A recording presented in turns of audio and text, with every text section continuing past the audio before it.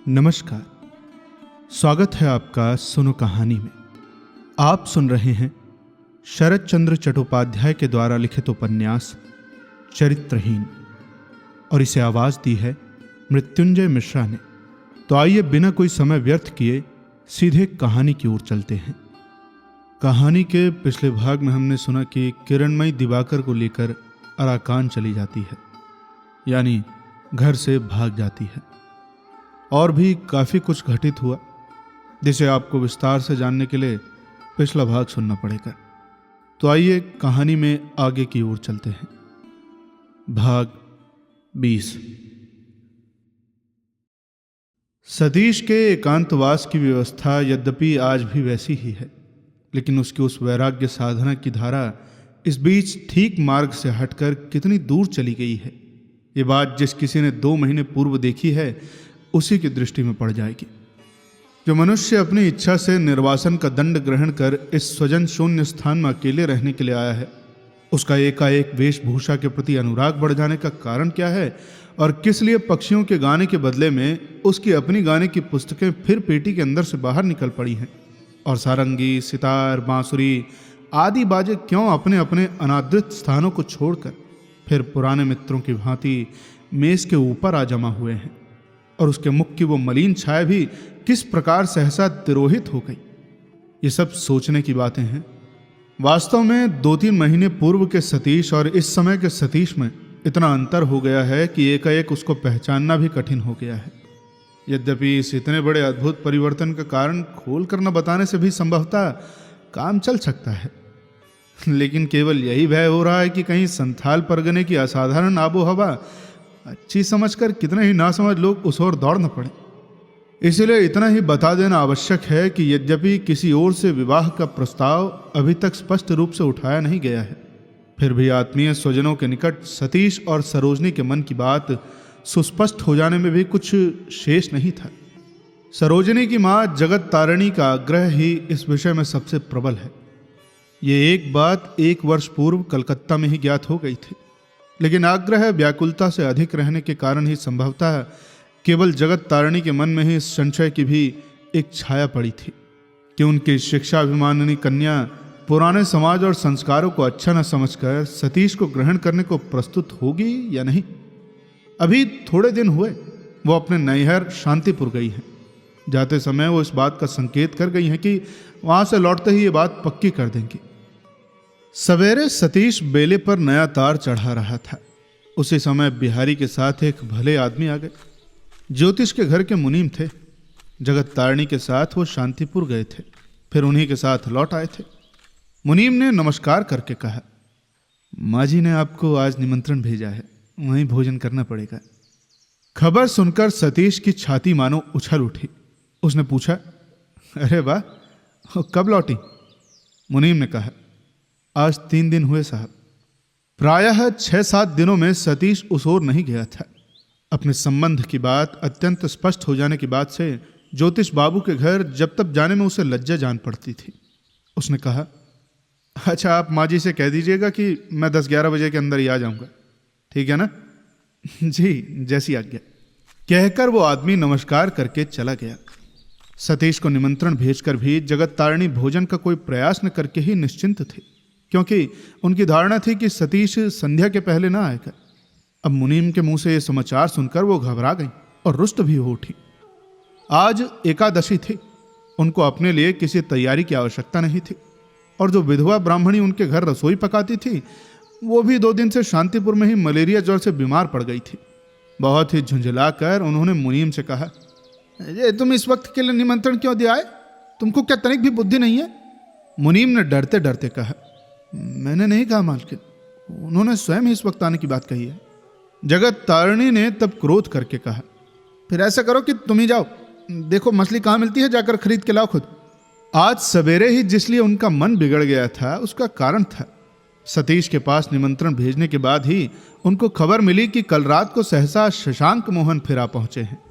इस आदमी को उसके अंग्रेजी चाल ढाल के कारण वे किसी दिन अच्छी दृष्टि से नहीं देखती थी, और विशेष रूप से जब से उन्होंने सुना था कि वो सरोजनी से विवाह करना चाहता है, तभी से वो मनुष्य उनकी दोनों आंखों का शूल सा बन गया था। 20 दिन पूर्व जब वो किसी काम के बहाने कलकत्ता से यहां आया था, तब जगत तारिणी ने उससे एक प्रकार स्पष्ट रूप से कह दिया था कि उनकी कन्या के साथ उनका विवाह होना असंभव है। फिर भी वह निर्लज्ज बिना सूचना दिए ही पुनः आ गया है। ये सुनकर उनका चित्त संशय से कंटकित हो उठा था। इसके अतिरिक्त ये खबर उनको पहले मिल गई होती तो वो संभवतः सतीश को निमंत्रण ही नहीं भेजती। इसलिए ये खबर ठीक समय पर उनको नहीं दी गई। इसके लिए ज्योतिष से लेकर घर के नौकर तक पर बिगड़ उठी थी। सरोजिनी बाहरी बैठक खाने से निकलकर किसी प्रकार मां की दृष्टि से बचकर ऊपर चली जा रही थी। शशांक मोहन के आने की खबर वो भी नहीं जानती थी, लेकिन जगत तारिणी ने उसका सिर से पैर तक क्षण भर निरीक्षण किया और क्रोध के स्वर से कहा, घूमना हो गया ना, अब जूता मोजा तो थोड़ी देर के लिए खोल डालो बेटी। सतीश आज यहीं खाएगा, मैं स्वयं रसोई न पकाऊंगी तो वो तो तुम्हारे इस क्रिस्तान के घर में पानी तक भी स्पर्श न करेगा। आओ, ये गंगरे टंगरे को उतार कर मेरे रसोई घर में आओ। बूढ़ी माँ की जरा सहायता करने से तुम्हारे ईसा मसीह रुष्ट न होंगे बेटी, आओ जरा। माँ क्रोध में आने पर किस प्रकार आग की मूर्ति सी बन जाती थी और सच झूठ को लांघ कर जो मुंह से निकलता था बोल जाती थी, ये बात किसी से छिपी नहीं थी। सरोजिनी ने कुंठित होकर कहा, मैं भी आती हूं मां। लेकिन मां का क्रोध इससे भी शांत नहीं हुआ। उन्होंने कहा, हाँ आकर ही तो तुम मुझे निहाल कर दोगी बेटी। 17-18 साल की उम्र हो गई, आज तक थोड़ा सा भात पकाना भी नहीं सीखा। अरे मैं भी कोई गरीब के घर की लड़की नहीं थी बेटी, लेकिन उसी उम्र से गृहस्थी चलाती आ रही हूं। जिस घर में धर्म कर्म नहीं है उस घर में लड़कियों को पैदा करना ही व्यर्थ है। इस कठोर मंतव्य को कड़े स्वर से व्यक्त करके जगत तारिणी मुंह झुकाकर स्वयं ही रसोई घर में चली गई। उनके अपने लड़के लड़की पर एवं घर के आचार व्यवहार पर इस मर्मांतक आक्रोश का भी कारण था जो उनके पूर्व इतिहास को जाने बिना समझ पाना मुश्किल है। उनके स्वर्गवासी पति परेशनाथ ने वकालत में अगाध अर्थ उपार्जन के बाद भी जब ढलती उम्र में और अधिक उपार्जन के ख्याल से बैरिस्टर बनना चाहा तो रोध होकर उपवास करके सिर पटक कर किसी प्रकार भी वो उनको अपने निश्चय से नहीं डिगा पाई। उनकी एक नहीं सुनी परेशनाथ ने और 12 वर्ष के ज्योतिष व 6 वर्ष की सरोजनी को उनके साथ देश में छोड़कर वो विलायत चले गए। शुरू में कुछ दिन तो जगत तारिणी बिल्कुल ही बेहाल हो गई थी, लेकिन बाद में प्रकृतिस्थ होकर नायब गुमाश्ते की मदद से कामकाज देखने लगी थी। हाँ, पति की तरफ से दिल सदा के लिए टूट गया था। थोड़े दिन बाद बैरिस्टर बनकर वापस आने पर परेशनाथ धनोपार्जन करने लगे। कलकत्ते में नया विशाल बंगला बनवाकर नए ढंग से उसे सजाना शुरू कर दिया। बैरे बावर्ची रख लिए, पर जगत तारिणी बिल्कुल तटस्थ बनी रही, पति के किसी काम में योगदान नहीं किया। इस प्रकार पति पत्नी के बीच की खाई दिन पर दिन बढ़ती गई। बातचीत तो बंद ही थी, एक दूसरे की खबर लेना भी करीब करीब बंद हो गया। एक दिन ज्योतिष ने आकर कहा, मां, बाबा मुझे विलायत भेजना चाहते हैं। यह आशंका उन्हें पहले से ही थी। कठोर होकर पूछा, कब? शायद यही 2 महीने में। अच्छा, यह कहकर उन्होंने मुंह फेर लिया और काम के बहाने वहां से चली गई। ज्योतिष के जाने के दिन वो कमरा बंद करके बैठी रही। हार कर ज्योतिष रुद्ध द्वार के बाहर से ही मां को प्रणाम करके चला गया। परेशनाथ सरोजनी को साथ लेकर बंबई तक छोड़ने गए। वापस आए तो पता चला कि जगत तारिणी शांतिपूर्ण अपने मायके चली गई थी।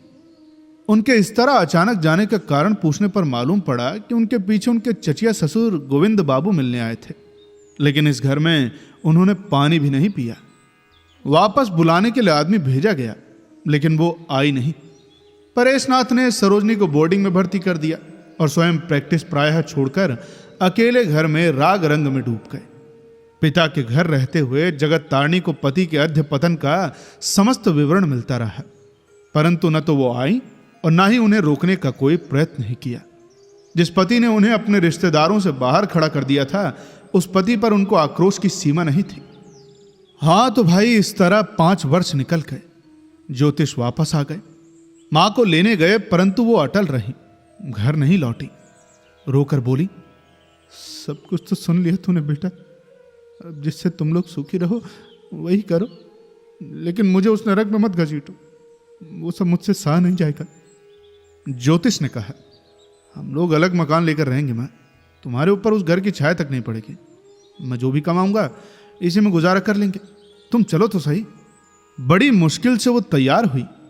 1 सप्ताह में ही घर ठीक करके वापस आकर ले जाने की बात कहकर ज्योतिष चला गया, परंतु इतनी देर की आवश्यकता ही नहीं हुई। 5 दिन बाद ही वो लौट आया। उसके नंगे पांव और नंगे बदन पर मात्र एक शॉल देखकर जगत तारणी फुक्का फाड़कर रो दी। ज्योतिष के कलकत्ता लौटने के तीसरे दिन ही अचानक हृदय गति बंद हो जाने से परेशनाथ इस दुनिया से चले गए थे। दारुण अभिमान से एक दिन जिस घर को जगत तारणी छोड़कर चली गई थी, 5 वर्ष बाद उसी घर में रोते रोते लौट आई। लड़की को हॉस्टल से घर ले आई। उसको देखकर भय से विस्मय से स्तब्ध रह गई। ज्योतिष को आड़ में बुलाकर बोली, बहन की शादी कैसे करेगा रे अब तू? मां के मन की बात समझकर ज्योतिष बोला, अरे मां तुम चिंता मत करो, उससे कहीं बड़ी बड़ी लड़कियों का ब्याह भी होता है। विस्मय से आंखें फैल गई थी जगत तारणी की। बोली, अरे चिंता कैसे नहीं करूं रे? तेरे बाप जो कर गए हैं वो तो लौटेगा नहीं, लेकिन जब तक मैं हूं लड़की किसी ईसाई मुसलमान के हाथ में तो दे नहीं सकती, फिर चाहे उसका ब्याह हो या ना हो। तेरे लिए तो कोई चिंता नहीं है, प्रायश्चित करने से हो जाएगा। उसका विधान तो मैं काका से पूछ कर आई हूं, पर 1000 प्रायश्चित करने पर भी लड़की की उम्र तो नहीं घटाई जा सकती। उसका क्या उपाय होगा? ज्योतिष ने कहा, अरे तुम्हें उम्र घटानी नहीं पड़ेगी माँ, हाँ थोड़ा सब्र करना पड़ेगा। मैं कोई अच्छा ब्राह्मण लड़का ढूंढ दूंगा, मुसलमान ईसाई की नौबत नहीं आएगी। गुस्से से जगत तारणी ने कहा, तू अभी और सब्र करने को कह रहा है ज्योतिष? ज्योतिष ने जवाब दिया, अब दोष मेरा तो नहीं है ना माँ, जो सब्र करने को कहना अपराध है तो फिर दोष तो तुम्हारा और बाबा का है, मैं तो विदेश में था। ये बात तो जगत तारणी भी समझती थी, लेकिन अच्छा ब्राह्मण लड़का कहाँ है, कैसे मिलेगा, ये वो सोच नहीं पा रही थी। बोली, ठीक है बेटा, जो ठीक समझो करो, मैं बीच में नहीं पड़ूंगी किसी भी बात में, ये मैं पहले से ही कह देती हूं। इतना कहकर भाराक्रांत हृदय से वहां से उठकर वो चली गई। प्रायश्चित करके ज्योतिष ने पिता का श्राद्ध किया। इसके कुछ दिन बाद ही विलायत से लौटा एक बंगाली साहब पात्र रूप में मिला। बैरिस्टरी पास करके 2 साल पहले ही देश लौटा था। शशांक मोहन का रंग तो नेटिव था, पर मिजाज ब्रिटिश था। बंगला वो अशुद्ध बोलते थे और अंग्रेजी गलत। कुछ ही दिनों में उनके नियमित आने जाने से सरोजनी के प्रति उनके मन का भाव स्पष्ट हो उठा। पर्दे के पीछे से भावी जामाता को देखकर जगत तारणी गुस्से से जल उठी और उनका वो गुस्सा उतरा सरोजनी पर। उसको बुलाकर कहा, क्या रे, तू बेहया की तरह उसके सामने क्यों निकलती है? लज्जा से संकुचित होकर सरोजनी चुप खड़ी रही। आंखों से आग बरसाती हुई जगत तारणी वहां से चली गई। इसके बाद शशांक मोहन कितनी ही बार आए, लेकिन जिसके लिए आते थे वो दिखाई ही नहीं देती। मां की बात याद करके सरोजनी भीतर ही रहती, सामने नहीं पड़ती। ज्योतिष ने यह बात लक्ष्य करके एक दिन पूछा, सरो आजकल तू इस तरह अलग अलग क्यों रहती है रे? सिर नीचा करके सरोजनी ने अस्फुट स्वर में कहा, मां, और कुछ नहीं कहना पड़ा। सब कुछ समझकर ज्योतिष चुपचाप चले गए। इस घर में वो एक अक्षर ही काफी था किसी बात को समझने के लिए। प्रायः 2 माह बाद एक दिन सुबह उस लड़के का प्रस्ताव जब ज्योतिष ने मां के समक्ष रखा तो सदा की तरह डांट खाकर चुप हो गए। लड़के को चुप देखकर मां ने जरा नरम पड़कर कहा, अच्छा तुम लोग भी तो विलायत गए थे ना बेटा, लेकिन वैसे हो गए क्या? धीरे से ज्योतिष ने कहा था, सब एक जैसे नहीं होते मां, कोई कोई थोड़ा बहुत बदल भी जाता है, पर फिर इतनी सी बात के लिए ऐसा लड़का हाथ से निकल जाने देना ठीक है क्या? शशांक बैरिस्टर बनकर आया है, इतने से दिनों में प्रैक्टिस भी जमा ली है। मुझे तो नहीं लगता माँ कि उससे शादी करके सरोजनी किसी बुरे आदमी के पल्ले पड़ेगी। चाल चलन में जो थोड़ा सा अंतर आ गया है, अगर उसे नज़रअंदाज कर दिया जाए तो फिर मेरे ख्याल से तो भविष्य में सब कुछ अच्छा ही होगा। जगत तारणी ने कहा, मैं कहती हूँ ज्योतिष कभी अच्छा नहीं होगा। इसके अलावा जो विदेश जाकर विदेशी बन जाए उसका तो मैं कैसे भी विश्वास नहीं कर सकती। अरे ये कौन सी बात हुई जो जहाँ गया वहीं का हो गया? ना ज्योतिष ना, उसे तो विदा कर दे बेटा। अरे वो आदमी नहीं, बंदर है बंदर, और मैं बंदर के हाथ में लड़की किसी भी तरह न दूंगी। किसी के भी संबंध में अपना मत प्रकट करने में जगत तारणी को जरा भी विलंब नहीं लगता था, और उसमें किसी प्रकार का संशय या दुविधा भी नहीं होती थी। और फिर जिस अपराध के लिए उन्होंने अपने पति तक को त्याग दिया था, वो अपराध वो किसी भी प्रलोभन से क्षमा नहीं कर सकती। ये समझकर ज्योतिष आगे बिना कुछ कहे चले गए, लेकिन थोड़ी देर बाद आकर बोले, माँ एक बात सोचने की है। क्या रे?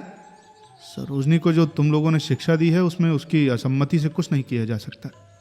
ऐसा करना सबसे बुरा काम होगा। मैं बचपन से ही उसका भार तुम लोगों ने न लेकर विदेशी मेमों पर छोड़ दिया। अब उस वातावरण में पलकर उसके मन का झुकाव किस ओर होगा, ये समझना मुश्किल नहीं है। जगत तारणी चुप रह गई। बात की सत्यता को मन ही मन अस्वीकार नहीं कर पाई, पर साथ ही प्रकट में स्वीकार करना भी संभव नहीं था। कुछ देर मौन रहकर बोली, तो ठीक है ज्योतिष, तुम सभी अगर साहब और मेम साहब बनना चाहते हो तो फिर बनो, और उससे पहले मुझे काशी भेज दो। जब मैं अब तक इतना सहन कर पाई हूं तो फिर ये भी कर लूंगी। ज्योतिष ने जल्दी से झुककर मां की चरण धूली लेकर सिर से लगाते हुए मुस्कुरा कर कहा, फिर तो मुझे भी काशी चलकर रहना पड़ेगा। तुम्हें छोड़कर मैं कहीं और नहीं रह सकता। मैं ये तो देश लौटने पर ही तय हो गया था। नजरें उठाकर देखा जगत तारणी ने। अंतर की अग्नि पर पानी पड़ गया। स्नेह सिक्त स्वर में बोली, नहीं बेटा, तो हम लोगों का काशी वाला मकान खाली करने को लिख दे। यहाँ रहकर अपनी इच्छा हर बार मैं थोप कर तुम लोगों को कष्ट दूं, ये उचित भी तो नहीं है, और फिर इसकी कोई आवश्यकता भी नहीं है। हंसकर ज्योतिष ने कहा, ठीक है माँ, फिर ऐसा करते हैं कि सभी काशी चलकर रहेंगे। अब तो ठीक है। कलकत्ते के मकान में माँ बेटे के बीच हुए उक्त कथोपकथन के कुछ दिन बाद ही सतीश उपेंद्र के साथ वहां आया था। जगत तारणी ने भी सतीश को देखा था। बदन पर मोटा जनेऊ था, पूजा पाठ भी करता था। मुसलमान की छुई पाव रोटी और बिस्कुट नहीं खाता था। श्रीमान था, निष्ठावान था, पिता की अगाध संपत्ति का वारिस था। ये सब देखकर मुग्ध हो गई थी जगत तारणी। इसके बाद जब क्रमशः इस बात का आभास मिला कि उसके विलायत जाकर डिग्री न लेने पर भी, यहां तक कि इतने कुसंस्कार होते हुए भी लड़की के मन में इसके प्रति आकर्षण का भाव है, तब से इनकी सशंकित दृष्टि बदल गई थी। एवं इतने दिनों की पूंजीभूत वेदना को भी जैसे सहस हो जाने का रास्ता मिल गया था। और फिर सतीश ने उन्हें मां कहकर बुलाना भी शुरू कर दिया था। लेकिन फिर इसके बाद बहुत दिनों तक सतीश दिखाई नहीं दिया था। उसके ना आने का हर दिन उन्होंने यद्यपि उद्वेग व चिंता में काटा था, किंतु आगे बढ़कर स्वयं कोई खोज खबर लेने का प्रयास भी कभी नहीं किया था। सबसे बड़ा डर तो उन्हें इस बात का था कि कहीं प्रयत्न करने पर भी कोई बुरी खबर सुनने को न मिले। वो जानती थी कि उनकी अपनी कन्या के मतामत के ऊपर ही ये विवाह निर्भर नहीं था। सतीश के वृद्ध पिता अभी जीवित थे, क्या जाने वो क्या कहें। और फिर यही कैसे निश्चय से कहा जा सकता था कि सतीश विलायत गए लोगों के घर रिश्ता करने को तैयार हो जाएगा। इसी संशोपंज में वो दिन दिन काट रही थी। परंतु उस दिन जब वैद्यनाथ के घर आकर सतीश को बैठे बात करते देखा तो आनंद से आंखों में आंसू आ गए। उनको देखते ही सतीश ने उठकर पांव छू लिए थे। उसके कलकत्ता से भागकर अज्ञातवास करने से लेकर सरोजनी के उसे ढूंढ निकालने तक की सारी बात ज्योतिष ने मां को बताई। संकट में पड़ने पर कन्या की रक्षा करने के लिए सतीश के सिर पर हाथ फेरकर असंख्य आशीर्वाद दिए उन्होंने, और साथ ही अंग्रेजी सीखकर अंग्रेजी की नकल करने के लिए बुरा भला कहकर बोली, बेटा सतीश, मुझे विश्वास है कि ये लोग तुम्हारे उपकार कभी नहीं भूलेंगे। पर तुम्हें वहां अकेले जंगल में रहने की जरूरत क्या है बेटा? तुम तो घर के लड़के हो। जब तक हम लोग यहाँ हैं, यहीं क्यों नहीं आ जाते? हंसकर सतीश ने कहा, नहीं नहीं, मैं ठीक हूं मां, मुझे वहां कोई कष्ट नहीं है। अरे कष्ट की बात नहीं है बेटा, अकेले रहने में झंझट बहुत है। इस घर में कितने ही तो कमरे खाली पड़े हैं, तुम यहीं आ जाओ। हवा पानी तो जैसा वहां का है वैसा यहाँ का भी है। तभी पीछे से सरोजनी बोल उठी, फिर तो उनकी जात चली जाएगी ना मां। अंदर की बात जानती नहीं थी जगत तारणी। लड़की पर चिढ़कर बोली, तेरी बहुत जबान चलने लगी है सरो। क्यों रे, हम लोग कौन है जो हमारे यहाँ रहने से लोगों की जात चली जाएगी? बेटा सतीश, तुम उसकी बात पर मत जाओ। और अगर ऐसा ही है तो उपेन अपनी बहू के साथ हमारे घर कैसे इतने दिन रह गया? उनकी जात तो नहीं गई। तू उसे डरा मत बेकार को सरो। मुंह फेर कर सरोजनी हंसने लगी। सतीश बोला, अरे नहीं माँ, जात क्यों जाएगी? मैं प्रायः रोज ही तो आता हूं यहाँ। रात का खाना भी हर बार यहीं खाता हूं। सुनकर जगत तारणी का चित्त पुलकित हो उठा। बोली, ऐसे ही आते रहा करो बेटा। अब जब तक मैं यहाँ हूं मेरे पास ही खाना पड़ेगा तुम्हें, वो भी रोज। और ये कहकर वो खाने की व्यवस्था करने चली गई। उसके जाने के बाद सरोजनी ने कहा, आपने तो मुझे गाना सिखाने का वायदा किया था। हाँ तो मैं रोज तो आता हूँ, क्यों नहीं सीखती? हाँ, आपके आते ही तो आपका गाना सुनने के लिए भीड़ इकट्ठा हो जाती है। अब भला उसमें कैसे सीखा जा सकता है? तो नो एडमिशन का बोर्ड देकर दरबान को फाटक पर क्यों नहीं बैठा देती? हाँ, उससे तो अच्छा जो माँ ने कहा वही करिए ना। उस जंगल में न पड़े रहकर यहाँ आ जाइए। जंगल में रहने का प्रयोजन और किसी से भले ही कहा जा सकता था, पर सरोजनी से नहीं। अतः सतीश ने कोई जवाब नहीं दिया, चुप रह गया। सरोजनी ने फिर कहा, अच्छा भैया कह रहे थे कि वो 5-6 दिन बाद कलकत्ता चले जाएंगे, तब उनकी अनुपस्थिति में हमारी देखभाल कौन करेगा? कितने दिन के लिए जा रहे हैं? यही कोई 7-8 दिन तो लग ही जाएंगे, फिर तो वही व्यवस्था कर जाएंगे। और इतने डर की भी क्या बात है? आप लोग तो हमारे हिंदू घर की लड़कियों की तरह सूर्य पश्या नहीं है ना, कि घर में किसी पुरुष के न होने से मुश्किल में पड़ जाएंगे। आप लोग तो उल्टे कितने पुरुषों के। सरोजनी का मुंह लाल हो गया, बीच में ही बोली, क्या करती हैं हम लोग? बताइए, पुरुषों के कान काट लेती हैं क्या? हम क्या हिंदू घर की लड़कियां नहीं है? क्यों? अप्रतिभ होकर जल्दी से बात संभालने के लिए सतीश ने जैसे ही सिर उठाया, सामने के दरवाजे से ज्योतिष के साथ शशांक मोहन को अंदर आते देखा। कमरे में कदम रखते ही हाथ बढ़ाकर जल्दी से आगे आकर शशांक मोहन ने सरोजनी से हाथ मिलाया और कुशल क्षेम पूछी, और फिर अपने इस तरह अचानक चले आने की कैफियत देने लगे कि किस तरह कलकत्ते में एकदम उनका मन उचाट हो गया और वो बिना कुछ भी तय किए स्टेशन आकर देवघर का टिकट लेकर ट्रेन में बैठ गए। सरोजनी के मुंह से तो हाँ हूं के अलावा कोई बात ही नहीं निकली, और ना ही उनके आने से उसके चेहरे पर कोई हर्ष प्रकट हुआ। कोई 10-1 मिनट बाद सतीश को उठकर जाते देख अपनी याददाश्त पर जोर डालते हुए शशांक मोहन ने सरोजनी से पूछा, लगता है इनको पहले कहीं देखा है ना? सरोजनी का चेहरा चमक उठा, संक्षेप में बोली, कह नहीं सकती। कहां देखा है? कुछ देर बाद जब अंदर से जगत तारणी ने सतीश को नाश्ते पानी के लिए बुलाया तो पता चला कि वो किसी से भी कुछ कहे बिना चला गया था। इसके बाद 3 दिन तक सतीश दिखाई नहीं दिया तो भीतर ही भीतर जगत तारणी क्रुद्ध व उद्विग्न हो उठी। लड़के को बुलाकर कठोरता से पूछा, ये आदमी कितने दिन और रहेगा ज्योतिष? मैं कहती हूं कि तुम उससे साफ कह दो ना कि उसके यहां रहने की कोई जरूरत नहीं है। मां की आज्ञा का ज्योतिष ने कैसे पालन किया ये तो पता नहीं, लेकिन जाने से पहले शशांक मोहन को इस बारे में कोई शंका नहीं रही कि जिसके लिए वो आते हैं उसके मिलने की कोई आशा नहीं है, और सतीश ही वो भाग्यवान पात्र है। मुंह उतर गया उनका, लेकिन आघात को भद्रता से सहन किया उन्होंने, और जाते समय सरोजनी से मिलने का प्रयत्न भी नहीं किया। ट्रेन में बैठकर विदा लेने के पहले अचानक कुछ याद करके ज्योतिष से पूछा, सतीश बाबू कहीं डॉक्टरी पढ़ रहे थे ना, वो पूरी हो गई? नहीं, शायद नहीं हुई अभी। होम्योपैथी स्कूल में ही कुछ दिन पढ़े थे बस। ओ, होम्योपैथी स्कूल में? कहकर बात का रुख पलट दिया शशांक मोहन ने। एकाएक अपने भाई की बीमारी का तार पाकर जगत तारणी को शीघ्रता से शांतिपुर जाना पड़ा था, इसलिए उस समय सतीश के सामने प्रस्ताव रखने का अवसर उन्हें नहीं मिला। आज उसे अच्छी तरह खिला पिलाकर बात चलाएंगी, मन ही मन यह संकल्प करके सवेरे उठने के साथ ही उन्होंने मुनीम को निमंत्रण दे आने को भेज दिया था। इसी बीच ये ऐसी घटना हो गई जिसकी किसी ने सोची भी नहीं थी। जिसका आना सबसे अधिक अप्रतिकर है, एकाएक वही शशांक मोहन सवेरे ही ट्रेन से आ पहुंचे। ये सुनकर जगत तारणी के क्रोध का ठिकाना न रहा। मनुष्य की अत्यंत अनिश्चित वस्तु से एकाएक बाधाग्रस्त हो जाने से उसके संदेह का ठिकाना नहीं रहता। इसलिए ठीक उसी समय एकाएक सरोजनी को बाहर से आते देखकर उनके समूचे शरीर में विष की ज्वाला फैल गई, और यह विचार उत्पन्न हो गया कि शशांक के इस अचानक लौटाने में संभवतः इस अभागिनी लड़की का भी कोई हाथ है। बैरिस्टर लड़के पर तो वो किसी दिन भी पूर्ण विश्वास न कर सकी थी। वास्तव में उनका दोष दिया भी नहीं जा सकता। उनके हिंदू आचार भ्रष्ट लड़के लड़की सतीश को आचार परायणता के प्रेम की दृष्टि से भी देख सकते हैं, इस बात को वो अपने हृदय में किसी भी तरह ग्रहण नहीं कर सकती थी। लड़की को कड़ी बातें सुनाकर वो रसोई घर में चली गई और दासी को रसोई की तैयारी ठीक करने का आदेश देकर स्नान करने चली गई। लेकिन 1 घंटे के बाद लौट आने पर लड़की की ओर देखकर माता के नेत्र शीतल हो गए। इस बीच झटपट स्नान कर रेशमी साड़ी पहनकर वो मां के रसोई घर में चली गई थी और हंसिए से तरकारी काट रही थी। पास ही बैठी हुई दासी उसे बताती जा रही थी।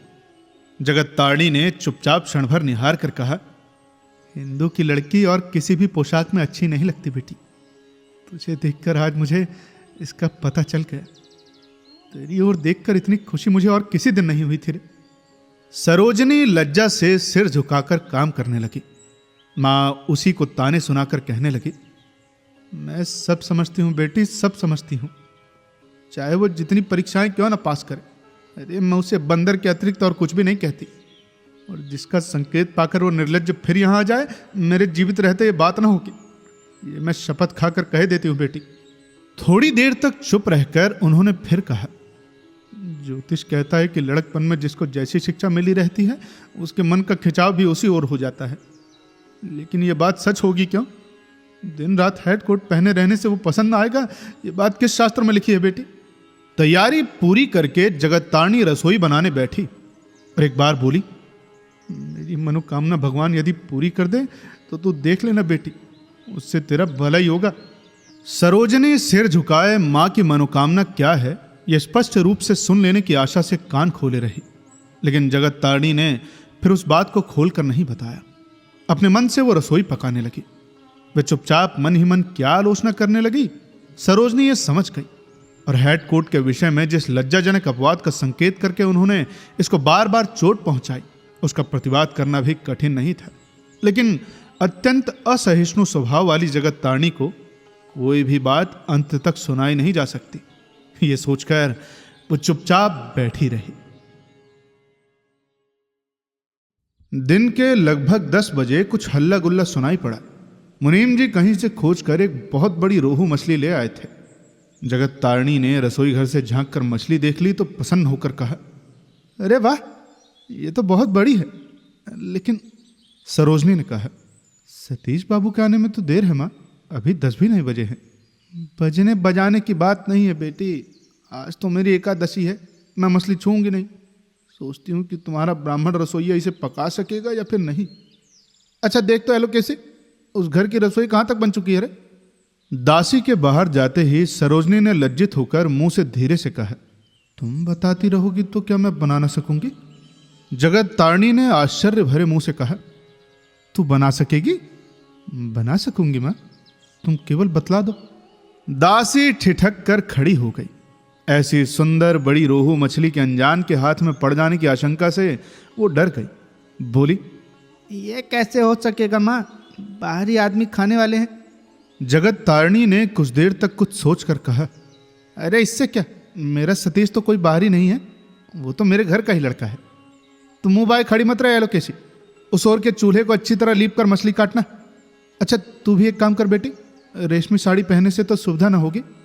अच्छा रहने दे, अपना आंचल अच्छी तरह कमर में लपेट ले। फिर हंसकर उन्होंने कहा, आज मछली पकाने से ही तेरा इस विद्या का श्री गणेश हो जाए। मैं आशीर्वाद देती हूँ, आज के दिन से तू सदा मछली ही पकाया करे। इस आशीर्वाद से सरोजनी ने अपना मुंह और भी नीचे को झुका लिया। 1 घंटे के बाद ज्योतिष किसी काम से मां के पास आया। रसोई घर के दरवाजे के निकट खड़ा होकर अत्यंत आश्चर्य से अवाक हो गया। ध्यान से देखकर उसने कहा, वो कौन रसोई बना रही है मां? सरोजनी है क्या? मां ने हंसकर कहा, देख दो पहचान सकता है या नहीं? पहचान न सकने की तो बात ही है मां, लेकिन वो क्या सचमुच ही रसोई बना रही है या फिर गर्दन में ढोल बांध कर बैठी हुई है? मां ने एक गूढ़ बात का संकेत करके कहा, हिंदू की लड़की को क्या सीखने की आवश्यकता पड़ती है रे? ये बात तो हम लोग जन्म से ही सीखी रहती है। लेकिन क्या मां? लड़के को तनिक आड़ में ले जाकर जगत्तारणी ने कहा, लेकिन मैं अब सोच रही हूं कि यदि सतीश सुन लेगा तो वो उसके हाथ की बनाई रसोई खाएगा या नहीं बेटा? ज्योतिष के हंस उठते ही सरोजनी ने मुंह ऊपर उठाकर देखा। ज्योतिष ने कहा, अरे माँ, तुम सतीश को मनु या पराशर की श्रेणी में रखती हो क्या? तुम लोगों से तो अच्छा ही है। क्या अच्छा है सुनो तो, सरोजनी जाकर दाल भात पकाकर दे आई थी, तभी उस रात को भोजन मिला था, नहीं तो उपवास ही करना पड़ता। ये क्या जानती हो? माँ ने गदगद होकर आश्चर्य से पूछा। कब रे? ज्योतिष ने उस रात की सारी घटना वर्णन करके सुना थी। सुनकर आनंद से विह्वल होकर अभिमान के स्वर से उन्होंने लड़की से कहा, धन्य है बेटी तू, धन्य है।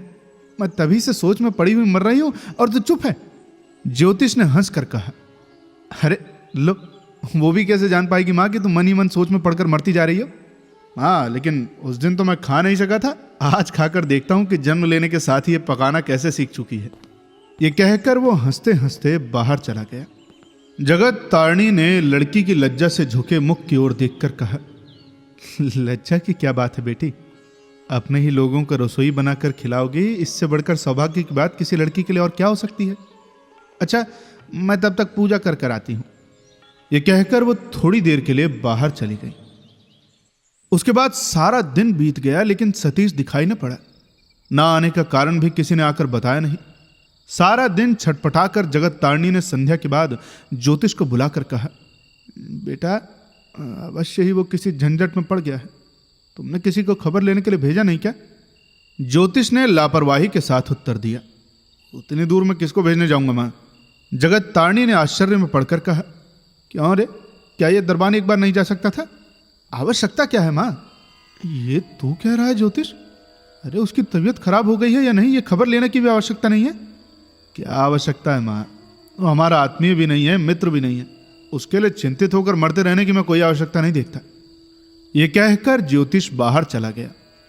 केवल इसी थोड़े से समय में सतीश अब उनका कोई नहीं है। उनके मुंह पर लड़के का वह उत्तर जगत तारणी को दुख स्वप्न की भांति जान पड़ा। वो वहीं खड़ी रही। थोड़ी ही देर में उपवास से निर्बल हुए मस्तिष्क में कितने ही प्रकार की विचारधाराएं घूम गईं। इसे वो भली प्रकार समझ भी न सके। चुपचाप ऊपर जाकर बिछौने पर लेट जाने पर जगत तारणी ने सरोजनी को अपने पास बुलाया और उसके मुख की ओर देखते ही वो और भी डर गई। थोड़ी देर तक मौन रहकर उन्होंने कहा, सरोजनी बेटा, सतीश क्यों नहीं आया, तू जानती है क्या? सरोजनी ने कहा, नहीं मां। लड़की के इस अत्यंत संक्षिप्त उत्तर से जगत तारणी उठ बैठी और बोली, नहीं, यदि तुम जानती ही नहीं थी तो फिर आदमी भेजकर जान लेने में क्या हर्ज था? ये भी कोई मेरे कहने की बात थी रे? सरोजनी ने मधुर कंठ से कहा, भैया का कहना अम्मा कि आदमी भेजने की आवश्यकता नहीं है। अरे क्यों नहीं है, ये बात मैं जान लेना चाहती हूँ। जाओ अभी तुरंत दरबान को भेज दो, जाकर उसकी खबर ले आए। वो तो नहीं है माँ, भैया ने उसे उपेन बाबू के पास तार देने के लिए भेज दिया है। उपेन बाबू को एकाएक उसके पास तार भेजने क्यों पड़ा रे? मैं सब बातें नहीं जानती माँ, तुम भैया से ही पूछ लो। ये कहकर सरोजनी माँ की एक प्रकार से उपेक्षा करके चली गई। अब जगत तारणी को एकाएक लगा कि सतीश को अवश्य ही इसके बीच मना कर दिया गया है। इसका कारण क्या है, ये बात कोई भी उनको बताना नहीं चाहता था, ये सच है। पर कोई विशेष कारण है, इसमें कोई संदेह नहीं। और इस भीषण अनिष्ट का मूल वही शशांक मोहन है। और इस दूर भी संधि को लेकर कारण चाहे जितना भी भयानक क्यों न हो, उनके स्वयं उपस्थित रहने की दशा में भी लड़के लड़की ने उनके अनुमति के बिना सतीश को मना कर दिया है। वो विचार मन में आते ही उनका चित्त क्रोध से परिपूर्ण हो उठा। उसी क्षण उन्होंने एलोकेशी को ज्योतिष को बुला लाने के लिए भेज दिया। इसके आने पर उन्होंने पूछा, क्यों रे, तूने सतीश को इस मकान में आने के लिए मना कर दिया है क्या? ज्योतिष ने आश्चर्य में पड़कर कहा, नहीं तो मैं, ये तुमसे किसने कहा? उपेन के पास तूने सतीश के विषय में कोई तार भेजा है? हाँ। क्या किया है सतीश ने? ज्योतिष तनिक चुप रहकर बोला, जो काम किया है वो यदि सच हो तो उस दशा में तो उसके साथ हम लोगों का अब कुछ भी संबंध नहीं रह सकता मैं। और ये खबर तुझे किसने दी है? शशांक मोहन ने। वो दुष्ट है, उसकी बातों पर मैं तनिक भी विश्वास नहीं करती। ज्योतिष ने कहा, मैं कहता हूं यदि उसकी आधी बात भी सच है तो मां, सतीश की परछाई छूने में भी हमें घृणा होनी चाहिए। लड़के के तप्त कंठ स्वर से जगत तारणी ने कोमल होकर कहा, अच्छी बात है बेटा, मुझे स्पष्ट करके ही बता दो कि क्या हुआ है। सतीश ने कोई चोरी डकैती नहीं की है, हत्या करके भी भाग नहीं आया कि उसके पीछे परछाई छूने से भी तुम लोगों को घृणा होगी।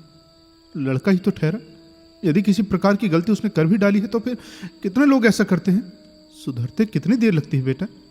ज्योतिष ने सिर हिलाकर कहा, नहीं मां, ऐसे अपराध क्षमा नहीं किए जा सकते। वस्तुतः सरोजनी तो बिल्कुल क्षमा न कर सकेगी, ये बात मैं तुमको निश्चित रूप से बता देता हूं मां, इसके आगे कुछ न पूछिए।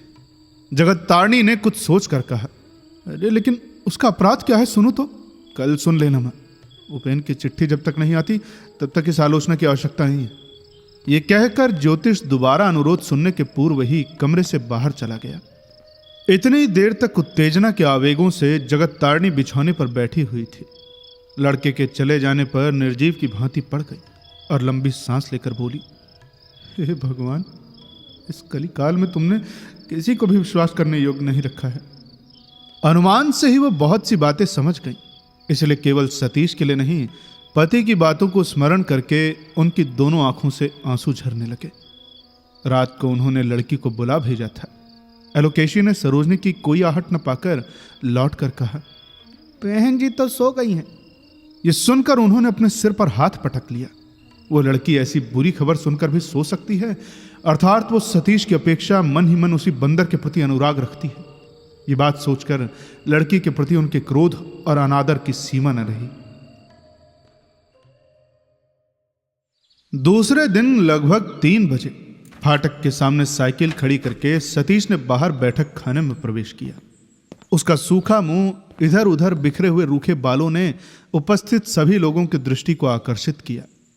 सरोजनी ने मुंह ऊपर उठाकर देखा, लेकिन कोई बात नहीं कही। ज्योतिष ने पूछा, आपकी तबीयत का ठीक नहीं है सतीश बाबू? सतीश ने तनिक हंसने का प्रयास करके कहा, नहीं। किसी ने फिर भी बात नहीं कही। ये देखकर सतीश मन ही मन अत्यंत आश्चर्य में पड़ गया। वो सोचते सोचते आ रहा था कि आज वहां पहुंचने के साथ ही अभियोग शिकायत का अंत न रहेगा। इसलिए उसने घर के अंदर जाने को तत्पर होकर स्वयं ही कहा, अच्छा, मैं जरा कल के अपराध के लिए मां से क्षमा मांगा हूं, उसके बाद दूसरा काम होगा। शशांक अब तक तीखी दृष्टि से सतीश की ओर देख रहा था। उसी ने कहा, मां अभी सो रही हैं, उनको जगाकर अभी क्षमा मांगने के लिए जल्दी ही क्या है? बैठिए ना, आपके साथ कुछ बातें करनी है हमें। उसकी बातों के ढंग से सतीश अत्यंत आश्चर्य में पड़कर बोला, मेरे साथ? शशांक बोला, जी हाँ, दुर्भाग्यवश करने की आवश्यकता ही तो है। फिर ज्योतिष को दिखाकर बोला, आप तो जानते ही हैं कि मैं उनका एक परम मित्र हूं। अरे नहीं नहीं ज्योतिष बाबू, आप उठिएगा मत। आपके भाग जाने से कैसे काम चलेगा? अपनी नालिश आप लोगों के सामने ही करना चाहता हूं मैं। आप दोनों ही बैठिए। ये कहकर उसने सरोजनी की ओर तिरछी दृष्टि से देखा, लेकिन सरोजनी इस प्रकार गर्दन झुकाए रही कि उसने कुछ देखा ही नहीं। शशांक ने सामने की मेज पर हाथ पटक कर कहा, बचपन से मेरा यही स्वभाव है कि जिन लोगों को प्यार करता हूं उनके संबंध में किसी प्रकार भी मैं उदासीन नहीं रह सकता। इसलिए कल ये बात सुनते ही मैंने मन ही मन कहा कि ये तो अच्छी बात नहीं है। सतीश बाबू के इस निर्जनवास की खबर लेनी चाहिए भाई। आप संभवतः रुष्ट होंगे सतीश बाबू, लेकिन मैं तो अपने स्वभाव के विरुद्ध नहीं चल सकता। आपका क्या विचार है ज्योतिष बाबू? ज्योतिष चुपचाप सिर झुकाए बैठे रहे। सतीश भी चुपचाप निहारता रहा। इन श्रोताओं की अटूट नीरवता के बीच शशांक की उत्तेजना का वेग अपने आप ही ढीला पड़ गया। उसने पहले की अपेक्षा संयत कंठ से कहा, देखिए ज्योतिष मेरे परम मित्र हैं, इसलिए आपसे कुछ प्रश्न करने का मुझे अधिकार है। आप तो जानते हैं। इस बात के बीच में ही सतीश ने गर्दन हिलाकर कहा, नहीं, मैं मित्रता की बात कुछ भी नहीं जानता, लेकिन आपका प्रश्न क्या है ये मैं सुनना चाहूंगा, बताइए। शशांक ने गले को साफ करके कहा, मैं जरा जान लेना चाहता हूं कि आप यहां आकर क्यों ठहरे हैं। मेरी इच्छा। आपका दूसरा प्रश्न? कुछ घबराहट में पड़कर ज्योतिष के मुंह की ओर देखकर शशांक कहने लगा, राखाल बाबू का कलकत्ता का डेरा खोजने में बड़ी कठिनाई हुई है। सतीश बाबू को वे पहचानते हैं, उन्होंने ही कहा। सतीश के दोनों नेत्र अंगारे की तरह जलने लगे। उसने कहा, चूल्हे में जाए राखाल बाबू, आप अपनी बात कहिए ना। इस बार ज्योतिष ने मुंह ऊपर उठाकर कहा, देखिए सतीश बाबू, शशांक मेरे अनुरोध से ही आपसे पूछ रहा है। आपकी इच्छा हो तो उत्तर नहीं भी दे सकते हैं, लेकिन उसका अपमान तो मत कीजिए। हम लोगों के साथ आपने जो व्यवहार किया है उसको ध्यान में रखते हुए आपसे कोई भी प्रश्न करना उचित नहीं था। केवल अपनी माँ के कारण ही मुझे आपके अपने ही मुंह से एक बार सुन लेने की आवश्यकता है, बस। अच्छी बात है, मैं ही प्रश्न करता हूँ, ये सावित्री कौन है और उसके साथ आपका क्या संबंध है? सतीश पल भर मौन रहकर निहारता रहा, फिर बोला, देखिए सावित्री कौन है ये मैं नहीं जानता ज्योतिष बाबू, लेकिन उसके साथ मेरा क्या संबंध है इसका उत्तर देने की मैं आवश्यकता नहीं समझता। क्यों? क्योंकि कहने से भी आप लोग समझ ना सकेंगे, लेकिन जिस प्रकार भी हो हम लोगों का समझ लेना आवश्यक है। उसको लेकर आपने कहाँ रखा है ये बता देने से ही संभवतः हम समझ जाएंगे। सतीश ने ज्योतिष के मुंह पर अपने जलते हुए नेत्र स्थिर करके शांत स्वर से कहा, देखिए ज्योतिष बाबू, मैंने किसी भी दिन प्रार्थना करके आप लोगों के साथ घनिष्ठता बढ़ाने की चेष्टा नहीं की। इसलिए प्रश्नोत्तर के बहाने कुछ अप्रिय बातों से तर्क वितर्क करने की आवश्यकता मैं नहीं समझता। मैं समझ गया हूं कि क्या घटना हुई है, इसलिए आप लोगों को जितना जानने की आवश्यकता है उतना मैं स्वयं बतलाता हूं। सावित्री कहाँ चली गई है ये मैं नहीं जानता। क्यों आप जानना चाहते हैं क्या बात है, उसका विवरण एकदम अनावश्यक है। लेकिन एक बात स्वयं ही सच्ची है कि सावित्री चाहे जो हो, यदि अपनी इच्छा से वो मुझे छोड़कर न चली जाती तो मैं जितने दिनों तक जीवित रहता उसे अपने माथे पर रखता। ये बात केवल आप ही लोगों के सामने नहीं, सारी दुनिया के सामने स्वीकार करने में मुझे लज्जा नहीं मालूम होती। आशा है कि इसके बाद और कुछ पूछने की आप लोगों को जरूरत नहीं है। रहने पर भी मैं उत्तर न दे पाऊंगा। सतीश के संक्षिप्त उत्तर से सभी एक साथ आंखें फैलाकर देखते हुए पत्थर की मूर्ति की भांति बैठे रह गए। सरोजनी के मुंह पर उसकी इस अमानुषिक हृदयहीन स्पर्धा उसकी असीम निर्लज्जता को भी बहुत दूर छोड़कर चली गई। बहुत देर तक स्तंभित की भांति बैठे रहकर ज्योतिष ने बड़े यत्न से अपने को होश मिलाकर सिर हिलाकर कहा, जी नहीं, अब आपसे हम लोगों को कुछ भी पूछना नहीं है। जो कुछ था वो उपेन के उत्तर से पूरा हो गया है। ये देखिए, कहकर उसने तार का फार्म उसके सामने डाल दिया। उपेन भैया का तार? कहाँ? देखो तो। कहकर सतीश ने व्यग्र हाथों से फार्म उठा लिया, पूरा पढ़कर और लौटाकर थोड़ी देर चुप रहा। उसके बाद एक लंबी सांस लेकर बोला, सब सच है। मेरे उपेन भैया कभी झूठ नहीं बोलते। सचमुच ही मैं अच्छा नहीं हूं। वास्तव में मेरे साथ किसी को संपर्क न रखना चाहिए। शायद मैं खुद ही मन इस बात को समझ गया था, इसीलिए एक दिन इस तरह इस जंगल में भाग आया था।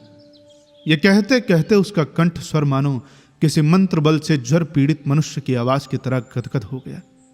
लेकिन किसी ने कोई बात नहीं कही और सतीश स्वयं भी स्तब्ध होकर बैठा रहा। लेकिन दूसरे ही क्षण कहीं छाती की लंबी सांस के साथ उसे जान पड़ा कि एक जटिल समस्या की मीमांसा हो गई। कल सवेरे भी जगत तारिणी के निमंत्रण के साथ उसके मन में कितनी ही चिंताएं उत्पन्न हुई थी। सरोजनी का हृदय पाने की आकांक्षा एकाएक कब उसके हृदय में जाग उठी थी, ये बात अभी इसी समय उसे याद नहीं पड़ी थी। ये भी सच है, लेकिन निभृत अंतःकरण में उसकी आकांक्षा तो थी ही, नहीं तो ऐसी घटना कैसे हो गई? ये अमृत किस समुद्र के मंथन से निकला था? सावित्री को खो देने के बाद से ही उसने सत्य की जानकारी कर ली थी कि युवती रमणी का मन पाना एक बात है, लेकिन उस प्राप्ति को काम में लगाना पूर्णतः भिन्न वस्तु है। क्योंकि यह प्राप्ति जब नर नारियों के निभृत हृदय में गुप्त रीति से चुपके चुपके पूर्णता को पहुंचती रहती है, तब संसार के बाहरी लोगों को उसका पता नहीं चलता। लेकिन जिस दिन बाहरी लोगों की सम्मति के बिना और एक कदम भी आगे बढ़ने का उपाय नहीं रह जाता, उसी दिन घोर दुख का दिन आ जाता है। ये पा जाना कितना कठिन है, ये रत्न कितना दुर्लभ है, बाहर के लोग इस पर विचार ही नहीं करते। वे केवल अपने शास्त्रों को लेकर, समाज को लेकर, लोकाचार को लेकर विरुद्ध स्वर उठाकर हल्ला मचाते हैं, बाधा पहुंचाते हैं, काम को विफल करते हैं। यही मानो उनका कर्तव्य है। सरोजनी को शायद वो प्यार करता है, उस ओर से भी यदि प्रतिदान का भाव जाग उठा हो तो उसको वो कहां किस जगह पर प्रतिष्ठित करेगा? समाज तो दोनों के भिन्न है। कल भी उसे अपने वृद्ध पिता का चिंतित गंभीर मुख बार बार याद आ रहा था। उपेंद्र भैया के घर के भट्टाचार्य जी का तीखा स्वर हजारों बार उनके कानों में आकर बींध गया था। मोहल्ले के शत्रु मित्र सभी लोग का तेज सिर हिलाना उसके कलेजे पर बहुत बार धक्का पहुंचा चुका है। तो भी इस विरोधी जगत के सभी लोगों के सम्मिलित नहीं की आवाज के बीच केवल सरोजनी का मौन लज्जानत मुख ही उसे सबल बनाकर रख सका था। लेकिन आज जब कोई भय नहीं है, एक दिन में ही अचिंतनीय उपाय से सभी गांठें खुल गईं और सभी की सभी दुश्चिंताएं टल गईं, जान बच गई। ये सब बातें मन ही मन बोलकर वो चौंक पड़ा और तुरंत ही मुंह ऊपर उठाकर उसने देखा कि सभी उसी तरह सिर नीचा किए हुए चुपचाप बैठे हुए हैं। सरोजनी के मुंह की ओर उसने देखा, लेकिन प्रायः कुछ भी उसे दिखाई नहीं पड़ा। तब उसी को संबोधन करके उसने कहा, आप मेरे पुराने डेरे पर एक दिन जिसकी साड़ी सुखाने के लिए टंगी हालत में देख आई थी ना, उसी का नाम है सावित्री।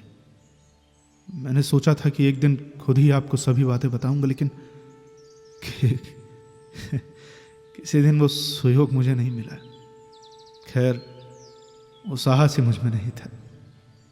इतना कहकर वो उठ खड़ा हुआ और बोला, ज्योतिष बाबू, दोष मेरा है, ये मैं अनुभव कर रहा था, इसलिए मेरे मन में सुख नहीं था। ये कहकर वो थोड़ी देर तक चुप रहकर बोला, फिर भी ज्योतिष बाबू, फिर भी किसी दिन मैंने किसी को धोखा नहीं दिया। सब बातें मैं जानता भी नहीं हूं। खैर छोड़िए, मुझे अब कुछ कहना भी नहीं है। ज्योतिष ने मुंह ऊपर उठाकर कुछ कहना चाहा, लेकिन गले से आवाज नहीं निकली। सतीश ने शायद एक लंबी सांस को रोककर कहा, अच्छा मैं जा रहा हूं, बस मेरा एक अनुरोध है कि मेरी बातों की आलोचना करके आप लोग मन खराब मत कीजिएगा। मैं तो किसी बहाने से भी आप लोगों के सामने ना आऊंगा, मुझे आप लोग भूल जाइएगा। यह कहकर वो धीरे धीरे बाहर चला गया। ज्योतिष ने बगल की ओर निगाह उठाई तो डरते हुए देखा कि सरोजनी का सिर बिल्कुल ही उसके घुटने के पास झुक पड़ा है। अरे सरोजनी, सरोजनी कहकर उसके चिल्ला उठते ही सरोजनी की शिथिल मुट्ठियां कुर्सी की बाहों से खिसक गईं और वो नीचे दरी पर मूर्छित होकर गिर पड़ी। अभिमान और अपमान के क्रोध से ज्योतिष की बुद्धि आछन्न हो गई थी। वो सतीश के विदा हो जाने का यह कांड सरोजनी को कितना बड़ा आघात पहुंचाएगा, इसका ख्याल ही उसे नहीं था। इसीलिए बड़ी सुषुप्ना के बाद सरोजनी को जब होश आ गया और वो जब रोते रोते हिलते डोलते उस कमरे को छोड़कर चली गई, तब ज्योतिष के सिर पर मानो बिल्कुल ही वज्र गिर पड़ा। बहन को वो केवल प्राणाधिक प्यार ही नहीं करता था, बल्कि अपने सर्वांग सुंदरी लावण्यवती शिक्षित बहन के उज्ज्वल आत्म मर्यादा ज्ञान पर भी उसको अगाध विश्वास था।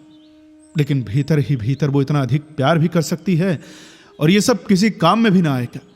ये सब जानते हुए भी एक चरित्रहीन लंपट के पैरों में सब कुछ न्यौछावर कर होश गवाकर सूखी घास की तरह गिर पड़ेगी।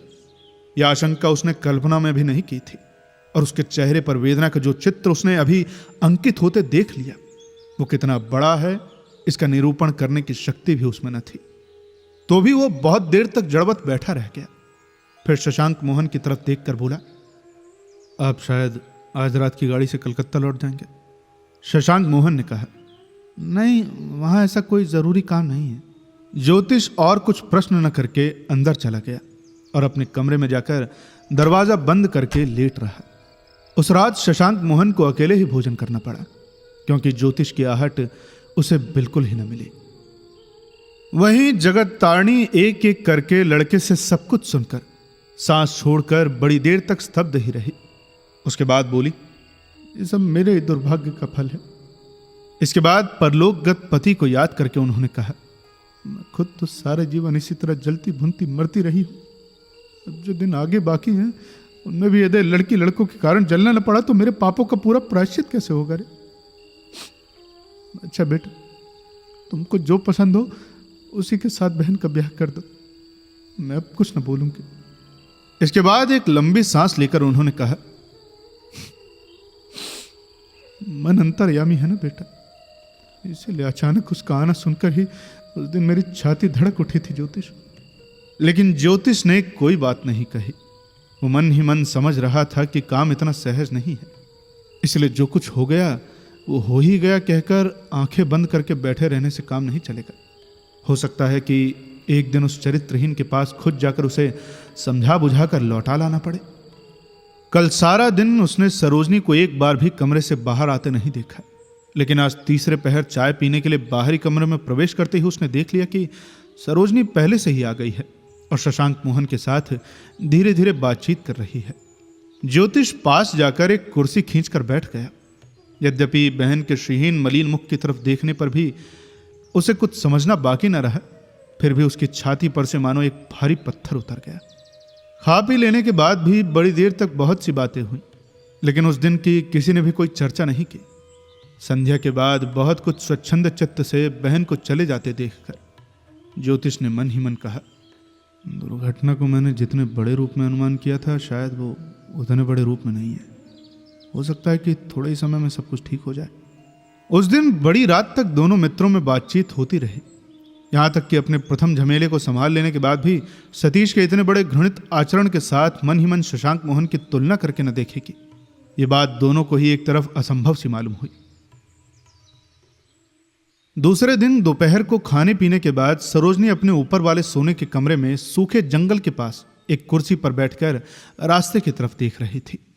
एकाएक उसे मालूम हुआ कि कुछ दूर पर एक माल असबाब से लदी बैलगाड़ी के पीछे पीछे जो 2 आदमी छाता लगाए चले जा रहे हैं ना, उसमें से एक बिहारी है। सरोजनी सतर्क होकर खिड़की की छड़ पकड़कर खड़ी हो गई। गाड़ी धीरे धीरे उसकी खिड़की के सामने आ पहुंची और एक आदमी ने मुंह ऊपर उठाकर देखा तो साफ तौर से मालूम हो गया कि वो बिहारी है। सरोजनी ने हाथ हिलाकर उसे बुलाया तो तुरंत ही बिहारी अपने साथी को आगे बढ़ने को कहकर छाता बंद करके खिड़की के नीचे आ खड़ा हुआ। सरोजनी ने कहा, बिहारी, घुसने के साथ ही बाईं तरफ सीढ़ी है, ऊपर चले आओ। उस समय घर के सभी लोग दिवा निद्रा में पड़े हुए थे। बिहारी तुरंत सीढ़ियों से सरोजनी के कमरे में ऊपर चला गया और उसको प्रणाम करके पैरों की धूली माथे पर चढ़ा ली। सरोजनी ने मन ही मन आशीर्वाद देकर कहा, तुम लोगों की गाड़ी तो रात को 11 बजे के बाद मिलेगी ना, अभी तो बहुत समय है। और फिर रसोईया महाराज तो साथ ही है, उस सब सामान कुली से उतरवा लेगा, तुम जरा बैठो ना। बिना पूछे ही वो समझ गई थी कि सतीश यहां का डेरा छोड़कर कहीं दूसरी जगह जा रहा है। बिहारी अपनी चादर के छोर से माथे का पसीना पोंछकर नीचे भूमि पर बैठ गया। थोड़ी देर तक मौन रहकर सरोजनी ने इस प्रकार भूमिका बांधकर कहा, अच्छा बिहारी, तुम तो कभी ब्राह्मण लड़की के सामने झूठ नहीं बोलते ना। बिहारी ने जल्दी से जीभ काटकर कहा, बाप रे, ऐसा करने से क्या मेरी रक्षा होगी बहन? 7 जन्म काशीवास करने पर भी तो पाप दूर नहीं होगा ये। सरोजनी ने स्निग्ध दृष्टि से इस देहाती धर्म भीरू बूढ़े के मुख की ओर देखकर स्नेह भरी हंसी के साथ कहा, यह बात तो मैं जानती हूं बिहारी कि तुम कभी झूठ नहीं बोलते, लेकिन मैं जो कुछ पूछूंगी वो तुम किसी से बता न सकोगे, अपने बाबू से भी नहीं। मुझे किसी से कहने की आवश्यकता क्या है बहन जी? सरोजनी ने थोड़ी देर तक मौन रहकर असल बात को उठाया। पूछा, अच्छा बिहारी, ये सावित्री कौन है? बिहारी ने सरोजनी के मुख की ओर देखकर कहा, मेरी सावित्री बेटी की बात पूछ रही हो बहन जी? मैं नहीं जानता बहन जी कि ये मेरी बेटी जिसे मैं जननी की तरह आदर देता था, भला किसके शाप से पृथ्वी पर जन्म लेकर कष्ट पा रही है। आहा, बेटी तो मानो लक्ष्मी की प्रतिमा है साक्षात। बहुत दिन हो गए बिहारी को सावित्री का नाम तक मुंह से निकालने का अवसर नहीं मिला था। उसका कंठ स्वर गीला हो गया और नेत्रों की दृष्टि धुंधली हो गई। सावित्री का उल्लेख होते ही बूढ़े का मनोभाव इस प्रकार बदलते देखकर सरोजनी आश्चर्य में पड़ गई। बिहारी ने धीरे से आंखें पोंछकर कहा, जिस दिन वो मेरी बेटी राखाल बाबू के मेस में दासी वृत्ति करने के लिए आई, उस दिन उसको देखकर सब लोग अवाक हो गए थे बहन जी।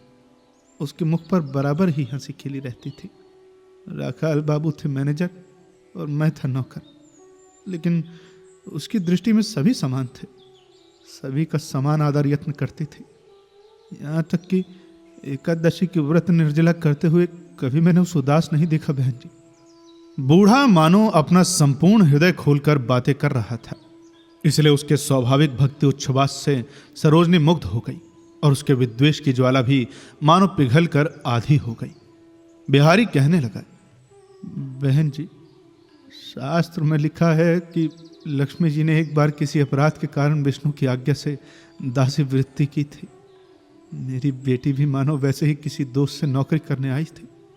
तरह तरह के दुख पाकर बेचारी अंत में चली गई। जिस दिन वो चली गई वो दिन मानो अब तक भी मेरे हृदय में गुंथा हुआ है बहन जी। सरोजनी ने धीरे से पूछा, वो अब कहाँ है बिहारी? बिहारी ने इस प्रश्न का कोई उत्तर नहीं दिया।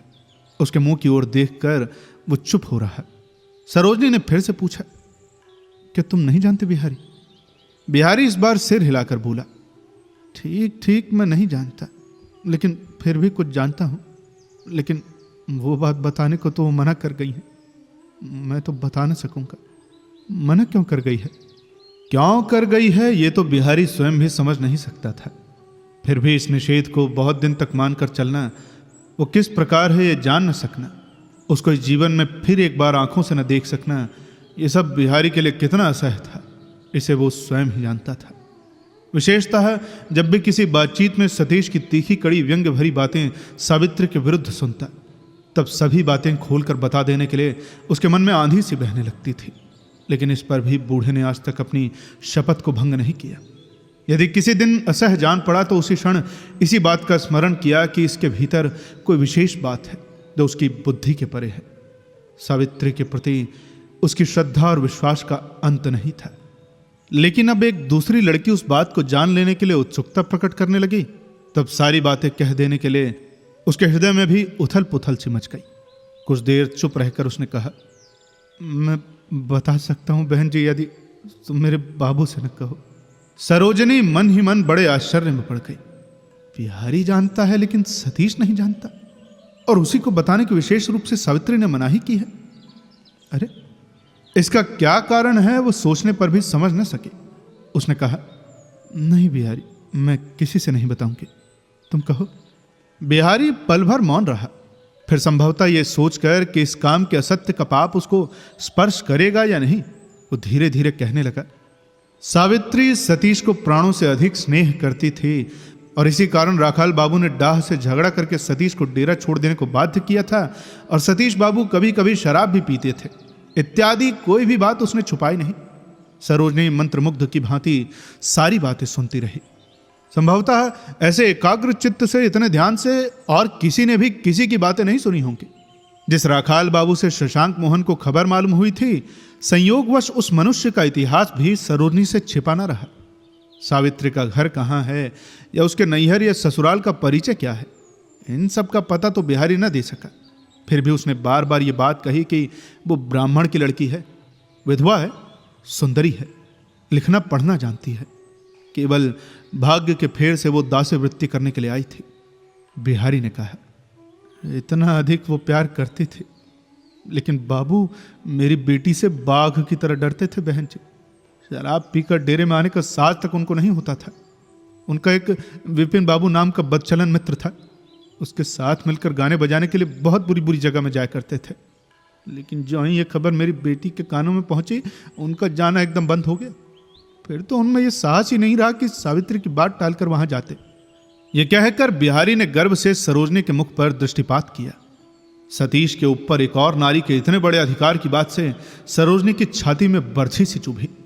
फिर भी उसने धीरे धीरे पूछा, अच्छा बिहारी, उनसे इतना डरने के सतीश बाबू को आवश्यकता क्या थी? बिहारी ने जैसा समझा था वैसा ही उसने बताया। बोला, सावित्री बहुत ही तेजस्वी थी बहन जी। हमारे बाबू ही नहीं, डेरे भर के सभी लोग मन ही मन उससे डरते थे। एक दिन की बात मैं आपको बता रहा हूं। उस दिन बड़ी रात को कहीं से शराब पीकर और शराब की एक बोतल अपने साथ ले बाबू डेरे पर लौटे। उन्होंने सोचा था कि इतनी रात को सावित्री अवश्य ही अपने डेरे पर चली गई होगी। मैं जाग रहा था, सो मैंने दरवाजा खोल दिया। उन्होंने पूछा, सावित्री चली गई है ना बिहारी? मैंने कहा, नहीं बाबू, आज वो नहीं गई, यहीं है। ये सुनते ही शराब की बोतल रास्ते में फेंककर वो धीरे धीरे चोर की तरह मकान के अंदर गए। डर के मारे उनका नशा पल भर में समाप्त हो गया। बताओ तो बहन जी, उसके सिवा बाबू पर और कोई क्या शासन कर सकेगा? सरोजनी चुपचाप कुछ देर तक बैठी रही, फिर बोली, सतीश बाबू क्या अब भी शराब पीते हैं बिहारी? नहीं बहन जी, लेकिन फिर आरंभ कर देने में कितनी देर लगती है बहन जी। यही सब तो कारण है कि आज 2 दिन से केवल यही सोच रहा हूं कि इस दुस्समय में यदि सावित्री बेटी एक बार आ जाती तो। सरोजनी ने उत्सुक होकर पूछा, क्यों बिहारी? बिहारी ने कहा, बहन जी, मैं सदा से ही देखता आ रहा हूं कि मन खराब होने पर ही सतीश बाबू पीना शुरू कर देते हैं। एक उपेन बाबू से डरते हैं, पर कौन जाने उनके साथ भी क्या हो गया है। उस रात को वो मकान में घुसे तो उस क्षण उनकी दृष्टि सावित्री पर पड़ गई। देखते ही जो वो चले गए, उसके बाद से कोई भी किसी का नाम नहीं लेता। तुम ही बताओ बहन जी, उसके सिवा बाबू को और कौन संभाल सकता है? फिर थोड़ा रुककर कहने लगा, बीमारी की खबर पाने के बाद से ये 5-6 दिन बाबू के किस प्रकार बीते हैं मैंने अपनी आंखों से देखा है। परसों नींद से उठकर तार से खबर पाकर मुंह ढककर लेटे रहे, फिर सारा दिन उठे नहीं। उसके बाद रात की गाड़ी से घर चले गए। मुख से केवल यही बात कह गए कि बिहारी, तुम सब सामान घर ले आना। सरोजनी ने घबरा कर पूछा, कौन बीमार है बिहारी? बिहारी ने आश्चर्य में पड़कर कहा, यहां से जाते समय क्या बाबू तुम लोगों को कुछ भी नहीं बता गए बहन जी? नहीं तो कौन बीमार है? लगता है तो भूल कर सीधे चले गए हैं, इस मकान में नहीं आए। जिस दिन सवेरे यहाँ से उनके पास भेजने के लिए निमंत्रण गया था ना, उसी दिन चिट्ठी आई थी कि बूढ़े बाबू बीमार है, इसीलिए वो खाने के लिए भी ना आ सके। तार भेजकर स्वयं ही सारा दिन डाकघर में खड़े रहे, लेकिन कोई खबर नहीं मिली। उसके बाद परसों सवेरे एकदम अंतिम खबर आई। रात की गाड़ी से बाबू घर चले गए। सरोजनी चौंक पड़ी। सतीश बाबू के पिताजी मर गए? बिहारी ने कहा, हाँ बहन जी, उनको क्या हो गया था? उम्र बहुत हो गई थी बहन जी, केवल किसी बहाने से प्राण निकल गए। यह कहकर बिहारी ने भीगी आंखों को पोंछ कर कहा, और किसी बात के लिए मैं दुख नहीं करता, लेकिन उस बूढ़े के अलावा बाबू को अपना कहने के लिए अब और कोई नहीं रह गया। इसीलिए इधर 2 दिनों से मैं केवल यही सोच रहा हूं कि अब से वो क्या करने लगेंगे, इसे तो माँ दुर्गा ही जानती है। यह कहकर बूढ़े ने चादर के छोर से अपनी दोनों आंखों को एक बार फिर अच्छी तरह पोंछ डाला। सरोजनी की आंखों से आंसू गिरने लगे। उसने कहा, इस समय से सतीश बाबू अच्छे भी तो हो सकते हैं, बुरे ही हो जाएंगे, ये भय तुमको क्यों हो रहा है बिहारी? बिहारी अन्य मनस्क होकर बोला, ना जाने क्यों। उसके बाद मुंह ऊपर उठाकर बोला, बाबू अच्छे हो जाएं, उनकी मति उस ओर न जाए, यही मेरी कामना है। लेकिन जाते समय गाड़ी पर चढ़कर उन्होंने जो एक कहा था कि जाने दो, एक तरह से रक्षा ही हुई। संसार में अब किसी के लिए चिंता न करनी पड़ेगी। तुमसे मैं सच कह रहा हूं बहन, उसी समय से जब भी वो बात स्मरण आती है तो ही छाती के भीतर आग से धधकने लगती है। उनके हाथ में अब रुपयों के बड़े ढेर आ जाएंगे। बाबू के संगी साथी भी अच्छे नहीं हैं। बुरे मार्ग से चलने पर अब उनको कौन रोकेगा? यह कहकर बिहारी ने अनजान में ही फिर एक बार सुनने वाली की छाती में गर्म तीर भोंककर अपने दोनों हाथ माथे पर रख लिए। सरोजनी ने आघात सहकर मृदु स्वर से कहा, अच्छी बात तो है बिहारी, उनको ही आने के लिए तुम चिट्ठी क्यों नहीं लिखते थे? पता नहीं जानता ना, यदि मैं स्वयं ही एक बार काशी जा सकता तो जिस तरह भी होता खोज कर ढूंढ कर निकाल लेता। लेकिन मेरे लिए तो ये उपाय नहीं। बाबू को अकेले छोड़ जाने की भी तो इच्छा नहीं होती। इसके अतिरिक्त मैं तो कभी काशी नहीं गया, वहां की जानकारी भी मुझे नहीं है। यह कहकर उसने निरुपाय की भांति सरोजनी के मुंह की ओर देखा। स्पष्ट रूप से ही यह बात समझ में आ गई कि सतीश का यह परम हितैषी बूढ़ा नौकर स्वामी के अवश्यंभावी अमंगल की आशंका से घबराकर उससे चुपचाप आश्वासन पाने की प्रतीक्षा कर रहा है। लेकिन सरोजनी ने उसे कोई सांत्वना नहीं दी, केवल चुपचाप निहारती रही। अच्छा तो अब मैं जा रहा हूं बहन जी। यह कहकर बिहारी उठ पड़ा और सरोजनी के पैरों में झुककर प्रणाम करके फिर पद धूलि लेकर कमरे से बाहर चला गया। लेकिन दूसरे ही क्षण वह अकस्मात लौट आया और हाथ जोड़कर सामने खड़ा हो गया। क्या है बिहारी? एक बात की विनती करूंगा बहन जी। सरोजनी ने बड़े कष्ट से म्लान हंसी हंसकर कहा। कौन सी बात? बिहारी ने वैसे ही हाथ जोड़े करुण स्वर से कहा, मैं जात का ग्वाला, देहाती गवार और बूढ़ा आदमी हूं। बातें कहने में यदि कुछ भूल भी हो जाए तो आप ख्याल मत कीजिएगा बहन जी। सरोजनी की आंखों में आंसू भर आए, लेकिन प्राण पड़ से उन्हें रोककर गर्दन हिलाकर उसने कहा, नहीं। उसके मुंह से यही एक नहीं शब्द सुनकर बिहारी मानो निर्भय हो गया। उसने अपने को देहाती गवार कहकर अपनी बुद्धिहीनता का परिचय दिया, फिर भी वास्तव में वो नासमझ नहीं था। इसलिए सरोजनी ने क्यों सावित्री की बातें सुनने के लिए उसे रास्ते से बुलाया था, क्यों वो इतने ध्यानपूर्वक उसकी कहानी सुन रही थी, इन सभी बातों का अर्थ उसके सामने अकस्मात सूर्य के प्रकाश की भांति स्पष्ट हो उठा। अनजान दशा में उसने इतनी देर तक इस तरुणी को इतनी वेदना थी, इसके लिए उसके हृदय में पश्चाताप की कोई सीमा नहीं रही। तब बिहारी ने अत्यंत करुण स्वर में कहा, मैं जानता हूं बहन जी कि तुम्हारी बातों की भी बाबू कभी अवहेलना न कर सकेंगे। तुम इच्छा करने से बाबू को इस बुरे समय में रक्षा कर सकती हो, लेकिन मेरा मन कहता है कि तुमने मानो उनको त्याग दिया है मां। बिहारी ने पहली बार सरोजनी को मां संबोधन किया। मां कहकर अपना काम बनाने की युक्ति बूढ़ा खूब जानता था। सरोजनी के आंसू रोकने पर भी अब रुक न सके। दोनों आंखों से बड़ी बड़ी बूंदें बूढ़े के सामने ही झर पड़ी, लेकिन झटपट उन्हें पोंछकर उसने कहा, नहीं बिहारी, मुझसे कुछ भी ना होगा, मैं अब उनकी किसी बात में नहीं हूं। बिहारी ने सिर हिलाकर कहा, माँ कहकर पुकारा है। मैं आपके लड़के की जगह हूँ माँ। उनसे जो कुछ भी गलती हुई हो मैं अपना कसूर मानता हूँ। ये कहकर बिहारी झुककर सरोजनी के पैरों की धूली सिर पर चढ़ाकर बोला, लेकिन तुम तो मेरे बाबू को पहचानती हो। इस विपत्ति के दिन में अभिमान करके तुम उनको मार डालोगे, ये तो मैं कभी ना होने दूंगा। सरोजनी का घोर अभिमान पिघल गया। सतीश को क्षमा करने के लिए वो एक बार उन्मुख हो उठी, लेकिन उसके साथ ही बूढ़े के मुंह से सावित्री का सारा प्रसंग सुनना स्मरण हो जाने से उसका पिघला हुआ चित्त पल भर में फिर सूख कर काठ बन गया। उसने गर्दन हिलाकर शांत कठोर स्वर में कहा, बिहारी तुम डरो मत, सावित्री के आ जाने से ही फिर सब कुछ ठीक हो जाएगा। लेकिन मुझसे तुम लोगों का कुछ भी उपकार न होगा। यह निष्ठुर प्रत्युत्तर सुनने के लिए बिहारी बिल्कुल तैयार नहीं था। अपने सर्वविजयी प्रेम के सामने यह सूखा कंठ स्वर ऐसा कठोर होकर सुनाई पड़ा कि वो कुछ क्षण के लिए विह्वल की भांति केवल देखता रहा। उसके बाद फिर एक भी बात न कहकर फिर एक बार प्रणाम करके वो बाहर निकल गया। अब कहानी में आगे क्या होता है ये जानने के लिए आपको इंतजार करना पड़ेगा अगले भाग का। और यदि आप इंतजार नहीं करना चाहते हैं तो ज्वाइन करिए हमारे मेंबरशिप प्लान को। जल्द ही मिलते हैं आपसे अगले भाग के साथ। तब तक सुनते रहिए सुनो कहानी की अन्य कहानियां। धन्यवाद।